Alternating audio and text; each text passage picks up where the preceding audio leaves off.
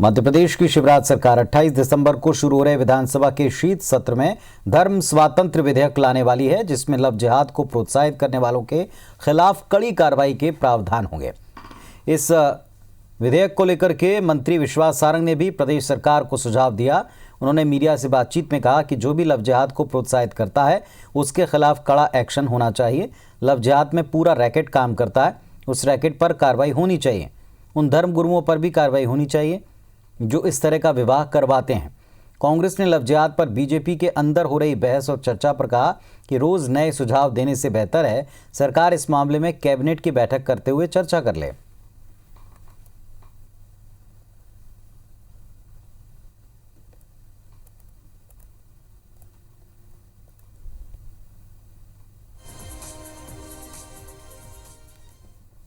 कि वो लव जिहाद को प्रमोट करते हैं, उसको लेकर काम करते हैं, उन पूरे रैकेट के खिलाफ कार्रवाई होनी चाहिए, ये मैंने बात रखी है। उसके साथ ही वो धर्मगुरु जो कि लव जिहाद के माध्यम से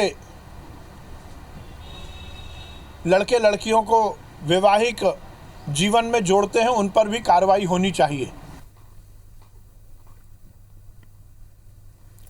तो मंत्री विश्वास सारंग का सुझाव है कि पूरा रैकेट काम करता है लव जिहाद को प्रोत्साहित करने वाला, और इसमें अगर धर्मगुरु शामिल हैं जिन्होंने इस तरह की शादियां कराई हैं तो उन पर भी एक्शन होना चाहिए। उन पर भी धाराओं के तहत, लव जिहाद के तहत मुकदमा दर्ज कर कार्रवाई होनी चाहिए। और इस पर कांग्रेस पार्टी का कटाक्ष है कि रोज रोज नए नए सुझाव बीजेपी के भीतर से, सरकार के भीतर से, मंत्रियों की तरफ से, विधायकों की तरफ से आ रहे हैं। तो क्यों ना कैबिनेट की मीटिंग करके सरकार पहले तय कर ले कि किन प्रावधानों को करना है।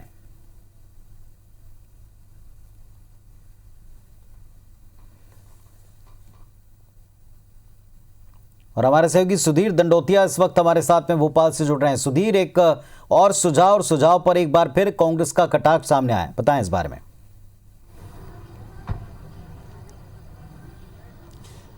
देखिए, बिल्कुल निश्चित तौर पर पुनीत और होना भी था, क्योंकि लव जिहाद एक ऐसा मुद्दा है जिसको लेकर लगातार सियासत होती आई है और इसके कानून बनाने को लेकर कहीं ना कहीं श्रेय लेने की जो बात है वो भी राजनीतिक दलों में दिखी है। खासकर बीजेपी की बात करें या बीजेपी शासित प्रदेशों की बात करें तो लव जिहाद के बहाने कम से कम बीजेपी ये जताना चाहती है कि महिलाओं को, खासकर हिंदू महिलाओं को लेकर अधिकार दिलाने का काम बीजेपी की सरकार की ओर से किया जा रहा है।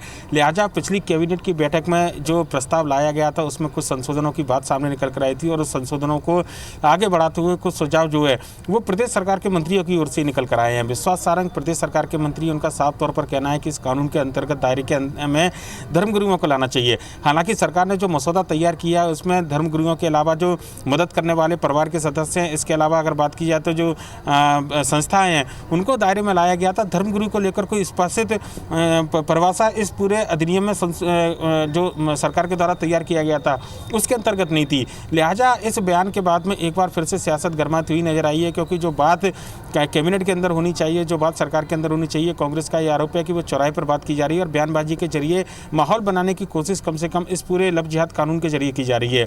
धर्म स्वातंत्र्य विधेयक की बात करें तो मध्य प्रदेश के शीतकालीन सत्र में ये पूरा कानून लाया जाना है, उससे पहले कैबिनेट में इसकी मंजूरी दी जाएगी। अब लगभग जब मसौदा तैयार हुआ है, कुछ संशोधनों की बात की जा रही थी, तो जो सुझाव निकल कर आए, माना जा रहा है कि बयानबाजी जिस तरीके से सामने निकल कर आई है प्रदेश सरकार के मंत्री या फिर आज जो विश्वास सारंग ने बात कही उसके सामने ये जो सुझाव हैं इनको हो सकता है इस कानून में शामिल किया जाए और नया मसौदा जब भी पूरी तरीके से तैयार होगा, 26 तारीख को कैबिनेट की बैठक है, कैबिनेट की बैठक में ये मसौदा रखा जाएगा और उसके बाद विधानसभा के शीतकालीन सत्र में इस कानून को मंजूरी दी जाएगी। पुनीत, चलिए तो देखना होगा कि अब इसका जो फाइनल प्रारूप सामने आता है उसमें किन किन सुझावों पर अमल होता है और जो कटाक्ष जारी हैं इसको लेकर किस तरह से प्रत्युत्तर दिया जाता है, ये भी देखेंगे। बहुत शुक्रिया आपका इस पूरी जानकारी के लिए।